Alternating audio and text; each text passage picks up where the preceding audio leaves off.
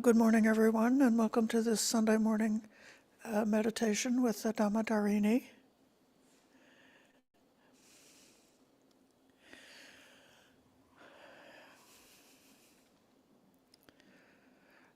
Today is the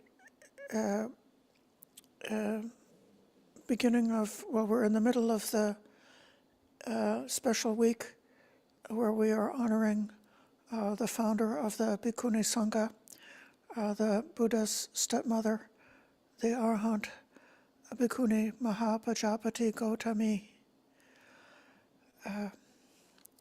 During this interval of time between last Thursday and this coming Thursday, she announced to the Sangha that she would be coming to her parinibbana, the end of her life.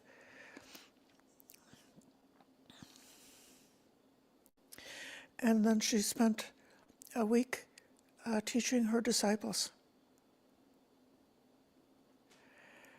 You'll be hearing more about her story in the coming days.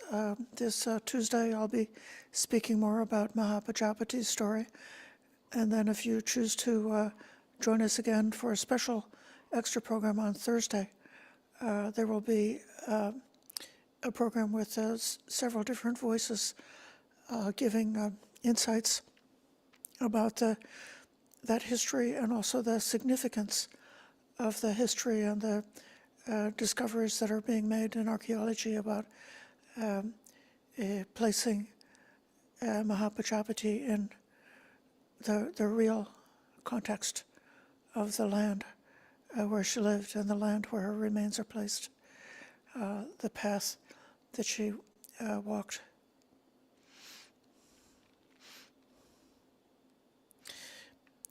For this morning's guided meditation, I had the idea of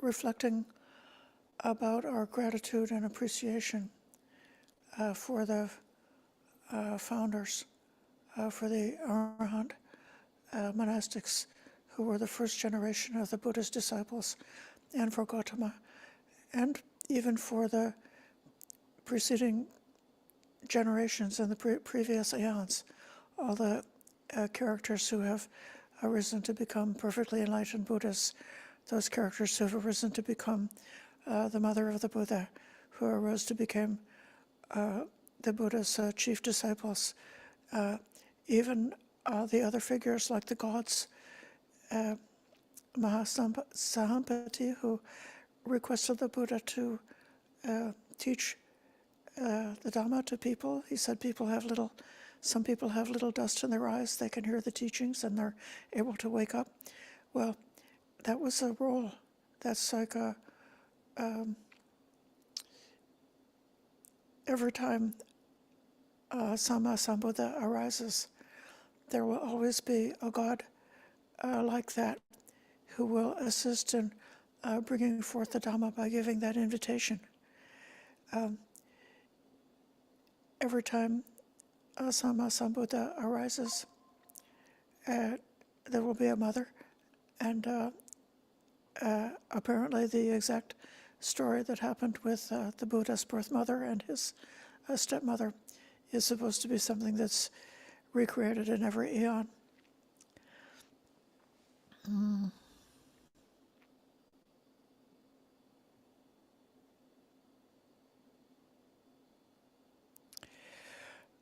We could draw a parallel to the thought of loving kindness that we extend to our own mother and father, whether they be living or whether they have passed away. One can remember being so helpless as an infant, as a small child, and the way in which mother and father gave us life. just the same way when the Bodhisattva was a mere infant, Mahapajapati nursed him and took care of him and gave him life and enabled him to live. And then later, as an adult, having accomplished his awakening, then the Buddha gave the Dhamma, the teaching of the Dhamma. He pointed out the Dhamma, showed the Dhamma, demonstrated the Dhamma to his own mother. And so she said, I am your mother and you are my father. So the teacher who opens your eyes is like your mother or like your father, or the one who gives you life in the Dhamma.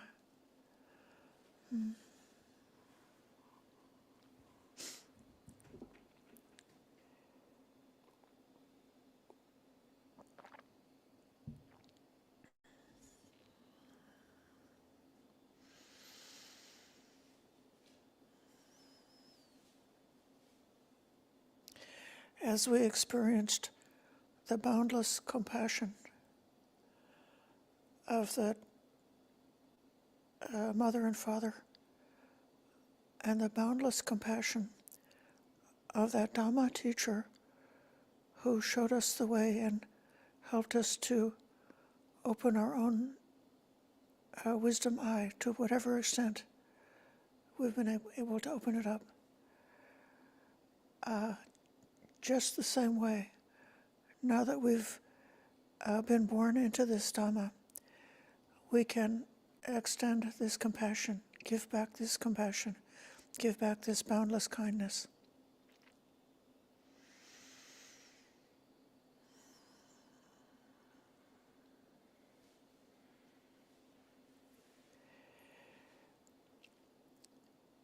In another way, the Dhamma, which has been explained to us, is given in a very spare outline of ideas. We have the Four Noble Truths. We have the 7 factors of awakening. We have the Eightfold Noble Path. We have the 6 sense bases. We have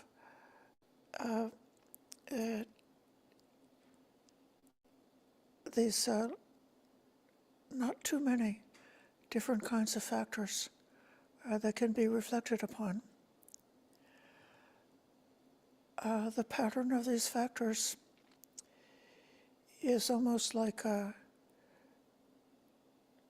geometrical shape, or maybe a constellation of stars in the sky, or maybe the facets of a crystal, very pure, very stable, and very simple in a certain kind of way, just merely the pointers. But then the Dhamma is not only made of these spare outline of the Dhamma. The Dhamma is held and manifested by human beings who are made of flesh and blood, who have got how many, I don't know the number, tens of thousands or millions of neurons within their skull, and who have so much like a living diversity and complexity, even within one person, not to mention within a whole community, not to mention within a community that is spanning over a long length of time through several different kinds of cultures. So what I think of is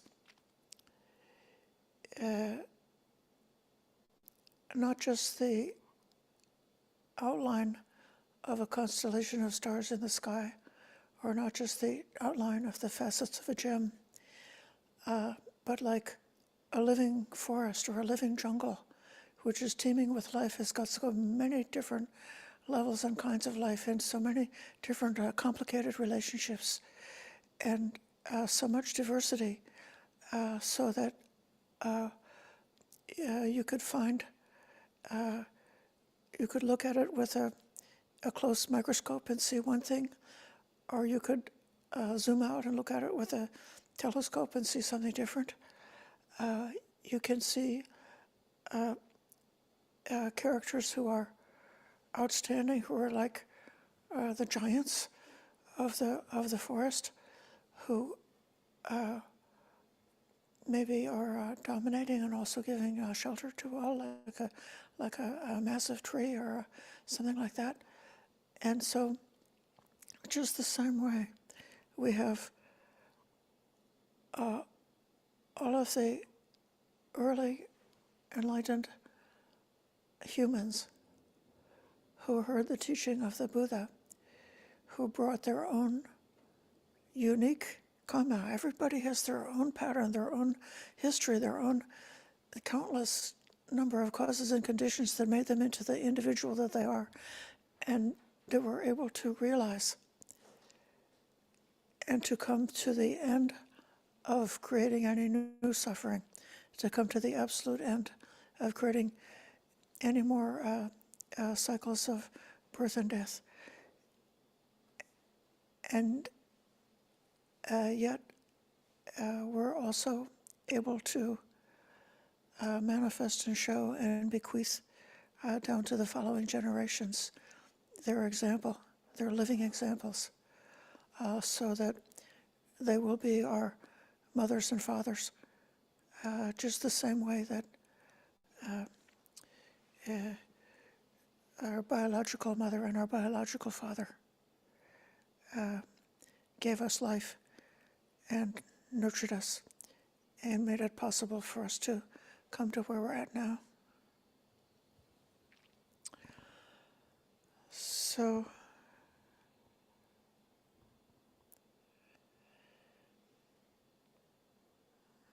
I welcome you as a preliminary contemplation to take a minute and think of your the human face of the Dhamma.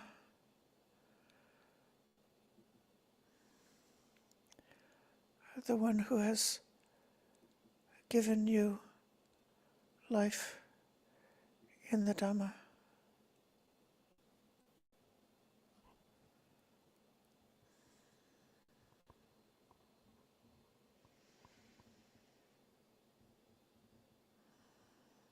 Maybe it could be someone like that.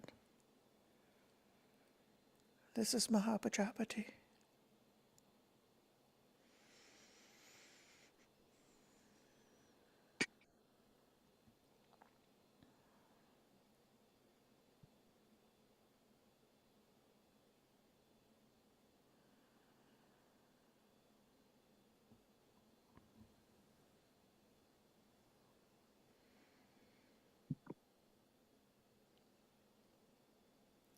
And with this thought of extending boundless compassion and kindness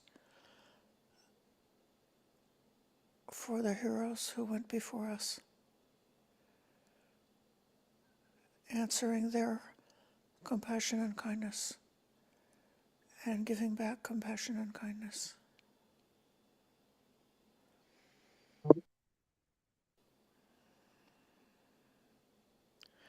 Now coming to an upright and balanced posture for meditation.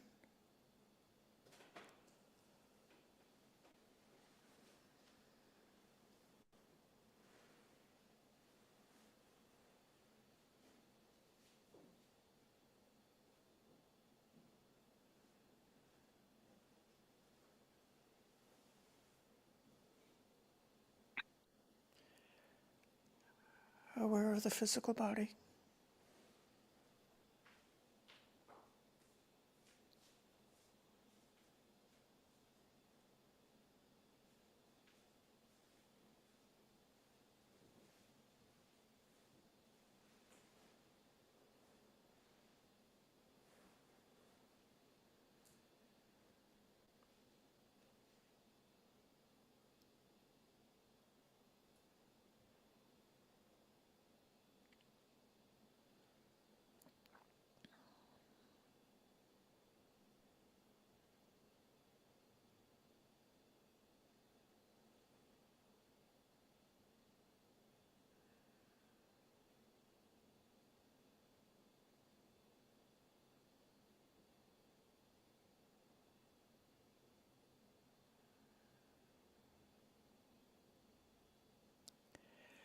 and aware of the state of mind, which is connected to the body.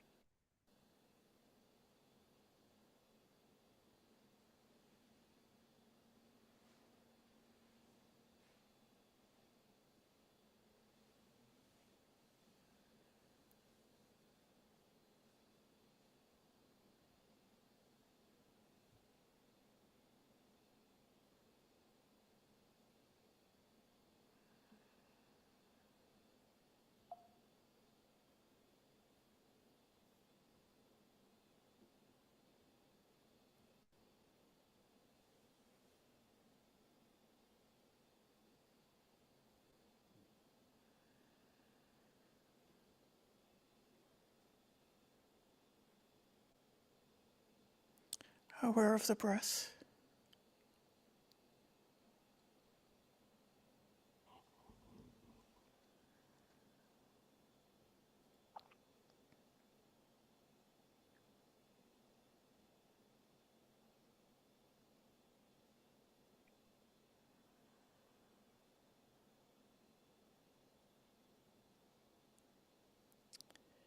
Letting awareness rest on the breath.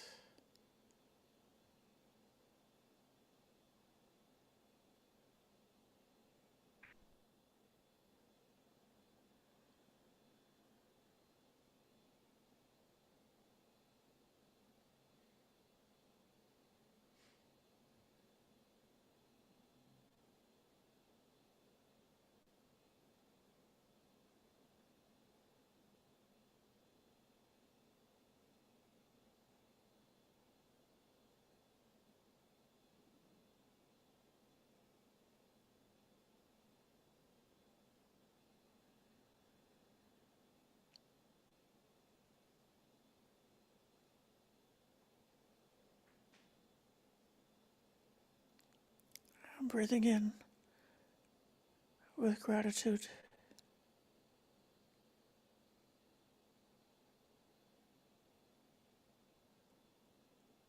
And breathing out with kindness.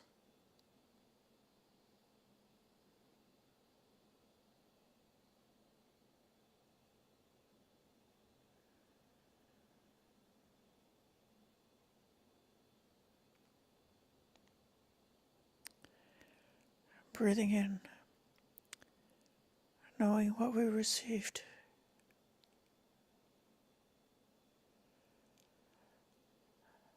And breathing out, giving.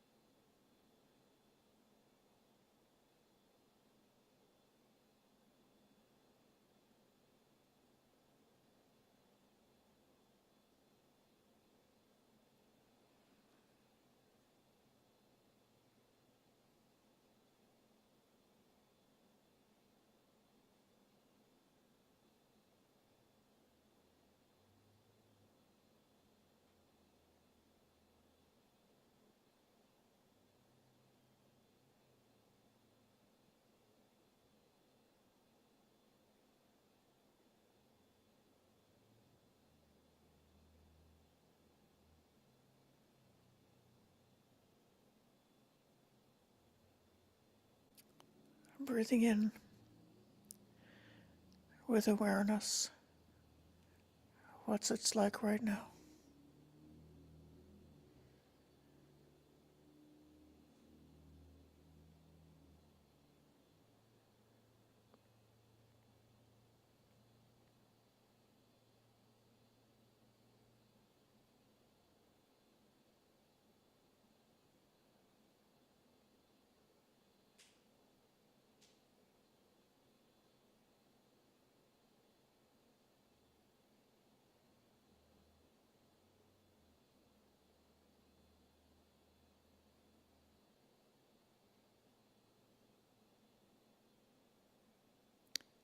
And breathing out with intention.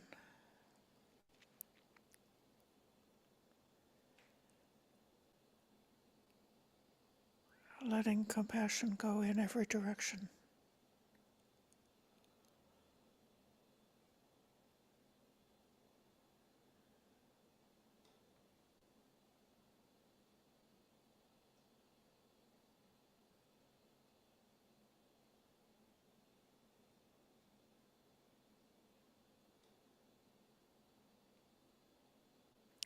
Breathing in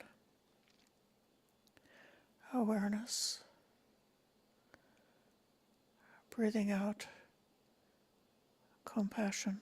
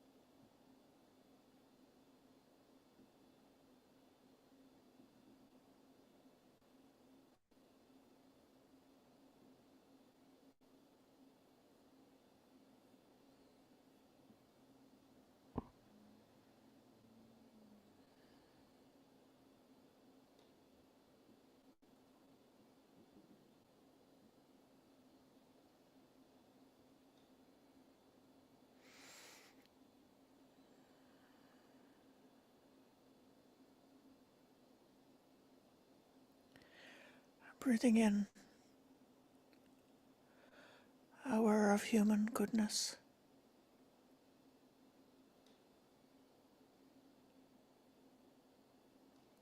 Breathing out, rejoicing.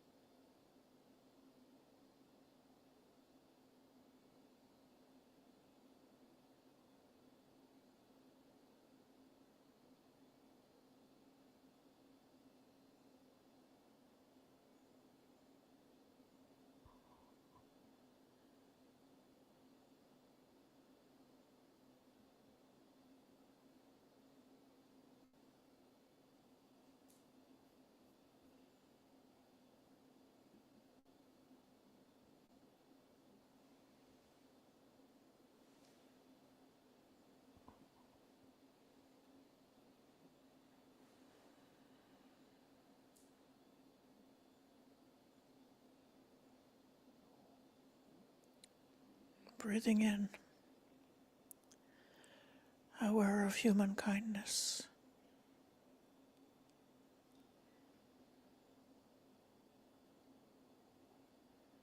Breathing out, appreciation.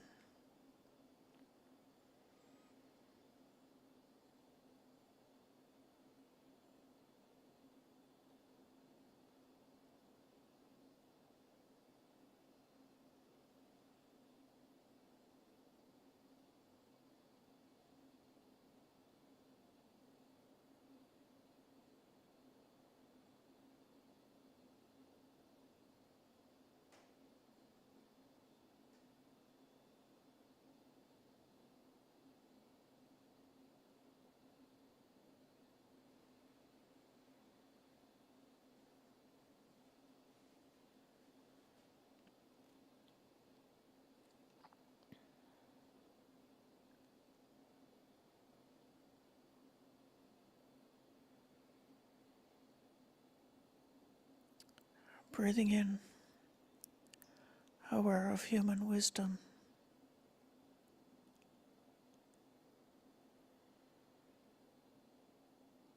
Breathing out, seeing with wisdom.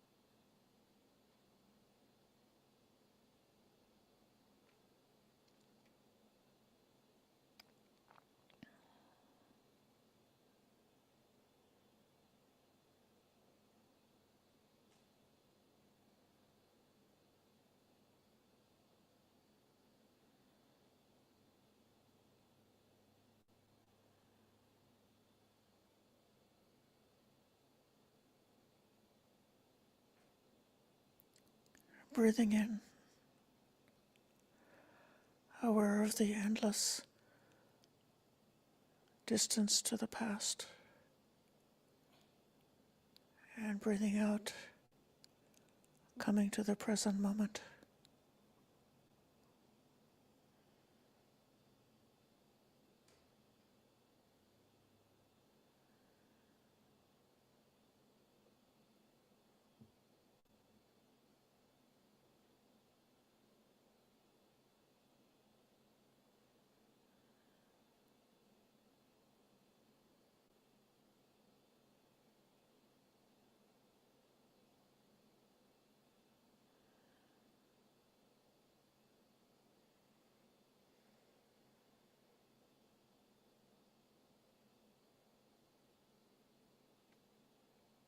Breathing in, knowing compassion.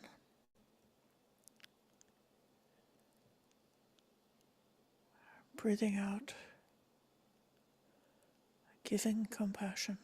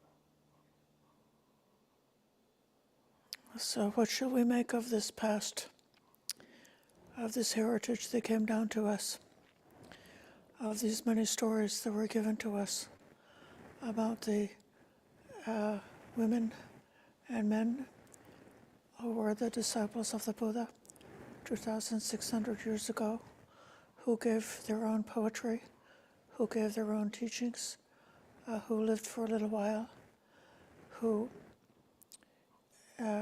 in some cases, as we'll see this week with Mahapajapati, when she left this world, numerous other bhikkhunis also left. They had done what had to be done. They were complete, no need to stay. So what do we learn from them?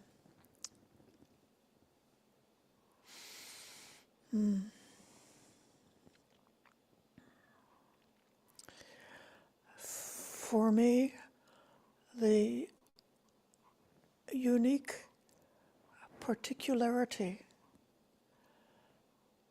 the human quality of our ancient Dhamma ancestors is the most beneficial and balancing to the wonderful pattern of the Dhamma teachings, which can be picked up and followed.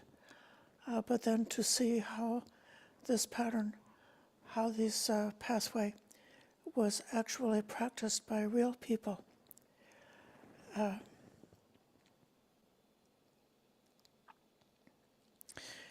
In the poem, the Abhidhamma poem that we'll be talking about later on Tuesday, there's a moment where Mahapajapati approaches the Buddha to invite, to ask permission, that she says it's time for her to go. Now, she's already 120 years old, so it's definitely, she should be given permission to go. She approaches the Buddha and asks permission to touch his feet. And he allows that. And with her human flesh hand, she touches the human feet of the Buddha whom she had nurtured. So that kind of bringing this abstract Dhamma into this real world, this flesh and blood world, this world with real people, real families, real connections, real emotions. If it's possible for them, surely it could be possible for us as well. I would be happy to welcome any comments and questions, and I see that Diana has a hand up. So your comment, your question, or your expression of for what are you grateful in terms of what you received from their early ones, the ancestors.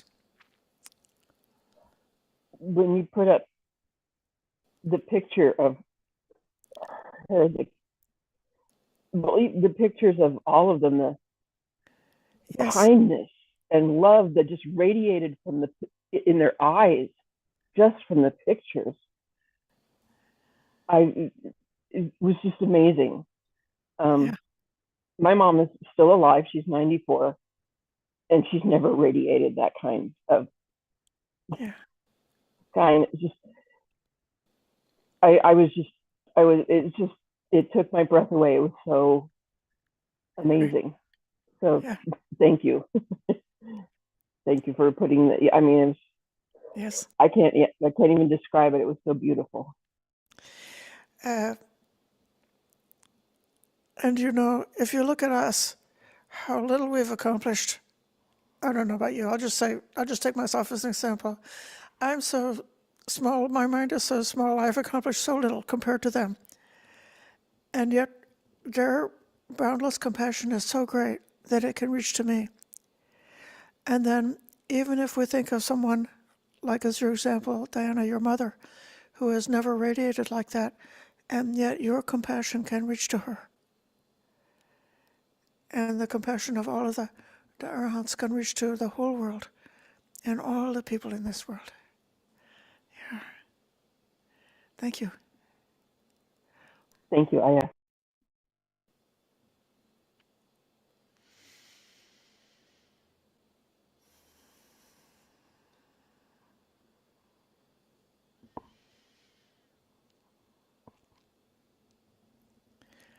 Those who are here in the room also are allowed to say a word or two if you'd like to.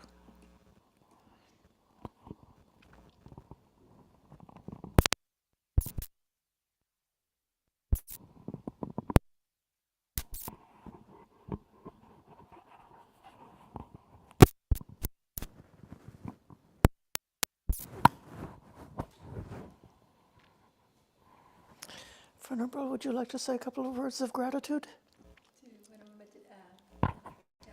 Yes.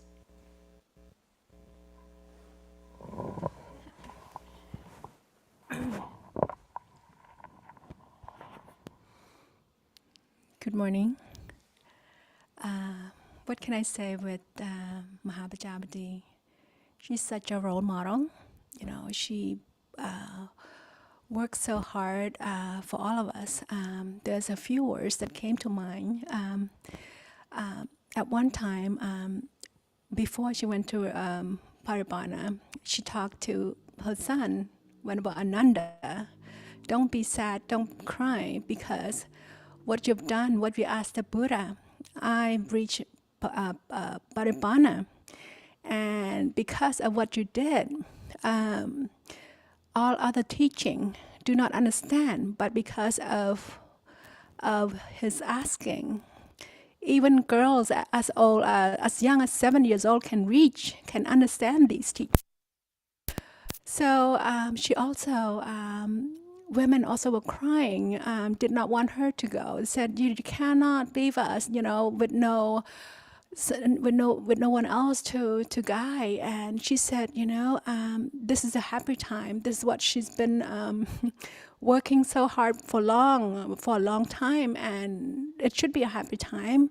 And she said, if you really, you know, passionate about her, you really then just, you know, and want the Buddha sasana to be stable, then just follow her path, you know. So there's just so many words from her. We can talk more. You can hear more on our next Thursday. But she's quite an amazing, amazing, amazing woman. So thank you for allowing me to share a few words.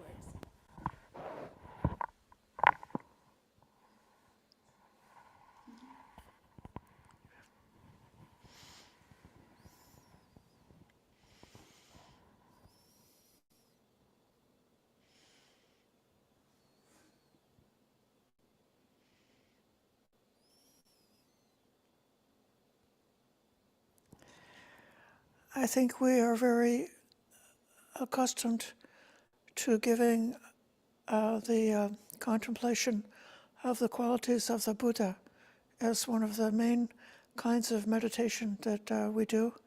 Very often it's done by repeating the qualities of the Buddha that we may have memorized.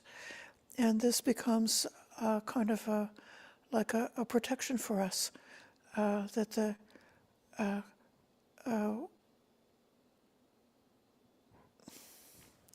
the admiration and the wow factor. It's just, wow, a human being could be like that, and that is a protection for us.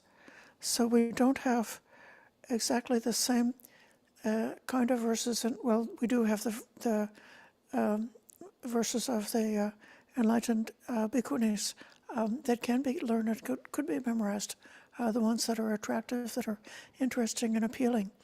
And those can be for you kind of a touchstone, especially if it's beneficial to have an enlightened ancestor who is in the female form.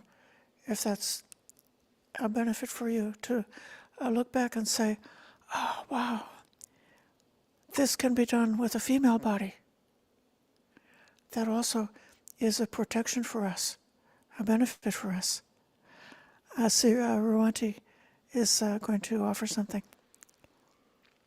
No, I thank you for the guided meditation. So, with the Mahaprajapati Gautami, what came to my mind is her dedication, because we know in the story, like it was it was the third time that the Buddha granted them the permission, the Mahaprajapati Gautami and the other bhikkhunis who came and requested for them to be ordained. So her dedication to become a bhikkhuni, so that story came to my mind. So Yes. Thank you. Mhm. I hope that the people in this room all know the story of the founding of the Bhikkhuni Sangha and the courage and hardship that Mahapajapati, together with her companions, endured as the Buddha at first told them to practice, just stay home and practice at home. But then they followed and they walked barefoot a great distance to where the Buddha was staying to request to obtain the full ordination, just as the Buddha had already given the full ordination to so many men. And being that they were from a noble family who had been privileged and having a very comfortable life, then it was greatly challenging and maybe even fearful to do that. But they did this, and because the Buddha, you could say, fulfilling an ancient pattern, that request had to be made 3 times. But the Buddha fundamentally recognized that at the samsaric level, in conventional reality, the dukkha of being a woman is different than the dukkha of being a man. And just the same way the dukkha of being a child is different than the dukkha of being an adult. The dukkha of every position, there's a dukkha of being a monk, a dukkha of being a layperson. So in samsara, so much variety of different positions or qualities or things that different people have to face. But now, when we are awakened, it's the same for everyone. Nibbana is the same for everyone. Just as the salty taste of the ocean is the same, whatever part of the ocean you go to, you find the taste of salt. So with enlightenment is the same. So it doesn't matter whether we're a woman, whether we're men, whatever background we come from, we can come to that same destination.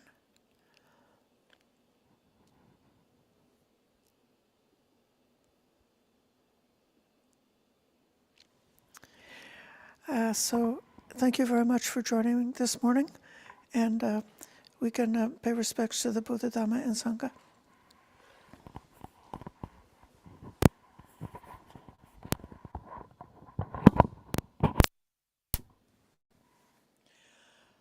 The Lord, the perfectly enlightened and blessed one, I render homage to the Buddha, the Blessed One.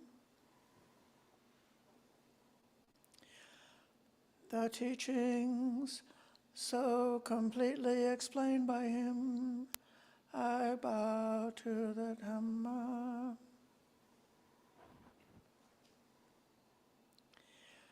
The Blessed One's disciples who have practiced well, I bow to the Sangha.